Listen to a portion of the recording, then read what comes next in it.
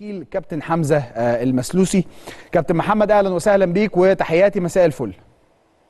مساء الخير استاذ ابراهيم ومساء النور ومرحبا بك، مرحبا بجميع المشاهدين اون تايم سبورت. اهلا وسهلا بحضرتك، وخليني في البدايه اسالك هل الامور بالنسبه لحمزة المسلوسي وتجديد تعاقده في نادي الزمالك حدث فيها جديد ام لا؟ والله العظيم استاذ ابراهيم، انت تعرف ظروف الزمالك في الوقت الحالي. رئيس النادي ربي يفرج عليه، يعني وضعيه النادي نتصور انه مش الوقت المناسب للحديث عن تجديد العقد. بطبيعه الحال حمزه يعني مرتاح في الزمالك، وخاصه يعني بعد الفتره الاخيره، والاولويه للتجديد للزمالك بطبيعه الحال. بس احنا عارفين ومقدرين يعني مقدرين ظروف النادي، وعارفين ان الوقت المناسب حيجي للتفاوض. بعض الصحف واكيد حضرتك متابع ومواقع الانترنت بدات تتكلم تحديدا في تونس عن حمزة المسلوسي وعودته الى الترجي، ويمكن هو ده السبب اللي بيخلينا نفتح مع حضرتك الموضوع في هذا التوقيت. هل هذا الامر طرح اصلا ولا لم يطرح على الاطلاق؟ والله شفت الكلام طلع خاصه بعد المباراتين بين الترجي والزمالك اللي كان فيهم حمزة مميز. الحقيقة يعني ما فيش شيء من الكلام هذا. لا يوجد لا اتصالات ودية ولا رسمية مع الترجي.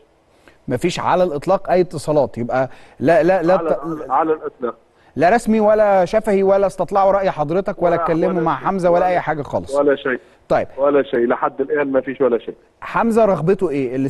الاستمرار والبقاء في نادي الزمالك بعد انتهاء المرحلة الصعبة، الوقت الصعب ده، ولا هو موقفه عامل إزاي؟ عايز يخرج يعني اشرح لنا من خلال حديث حضرتك مع حمزة. والله أكيد جدا أستاذ إبراهيم، يعني حمزة أنت شايف مردوده في الملعب. يعني المردود هذا والروح اللي يلعب بها تتأكد حالته النفسية، خاصة حالته النفسية. حمزة مرتاح في الزمالك، لاقي يعني قدره من مجلس إدارة الزمالك، من اللاعبين، من الجمهور. يعني حتى في الفترة الأخيرة يعني كان مميز. وزي ما قلت لك يعني في الوقت الحالي أولوية هي التجديد للزمالك إن شاء الله. إن شاء الله بإذن الله. طيب ده هيخليني أسألك بقى تقييمك أنت إيه لتجربة حمزة مع الزمالك خلال المواسم الماضية؟ بالضبط. شوف حمزة المسلوسي لما جاء للزمالك جاء كلاعب كونفيرمد، يعني لاعب حمزة مر يعني بالنادي البنزرتي اللي هو فريقه الأم، فريق جماهيري هنا في تونس.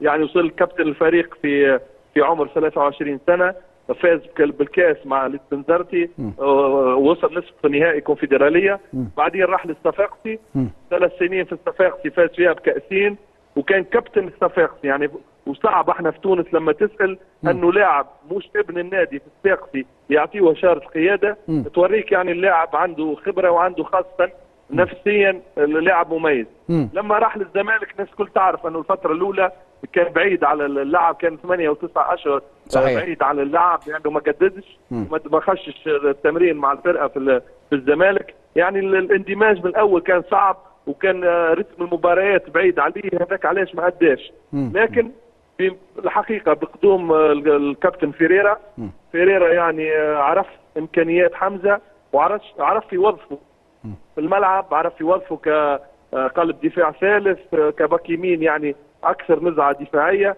وهنا حمزه يعني ورى اللي هو يعني لاعب كبير، لانه لاعب عامل 40 مباراه دوليه مع منتخب تونس.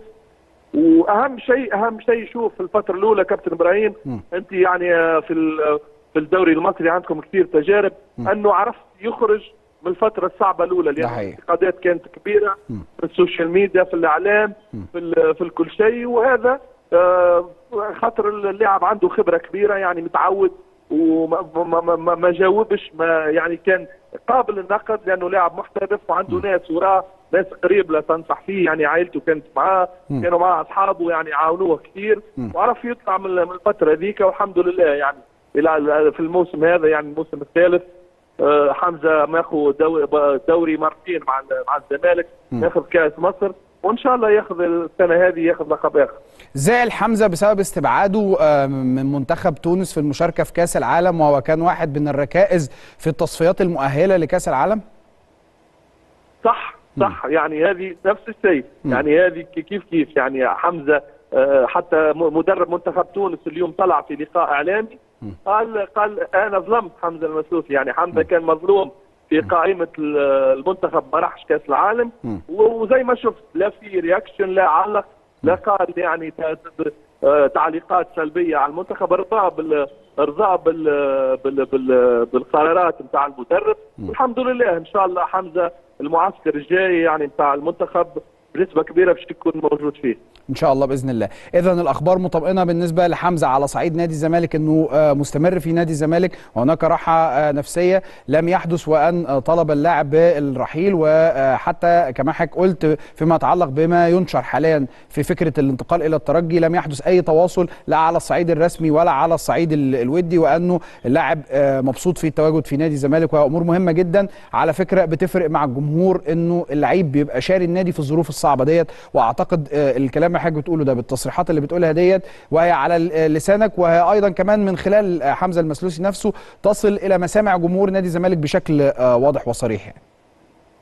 اكيد جدا اكيد جدا كابتن ابراهيم، زي ما قلت لك يعني هو مرتاح نفسيا، ويعني حتى مقدرين احنا في فتره النقد. شوف اللاعب لما يكون محترف ولما يكون متعود بالكلام هذا، لما تكون سيء لازم تقبل النقد. صحيح. ما تعملش يعني ردة فعل. صحيح. ردة فعل شفت حمزه يعني من اللي راح للزمالك ولا ردة فعل، حتى في الفترات لما يكون في مشاكل ماديه وفي تاخير ما راحش للفيفا، لانه مقدر الناس يعني رئيس النادي وامير مرتضى منصور يعني قراب ليه وقدروه، وهو ما حبش يعمل ولا شيء سيء عشان يكافئ الناس اللي اعطت فيه ثقه وقدرته.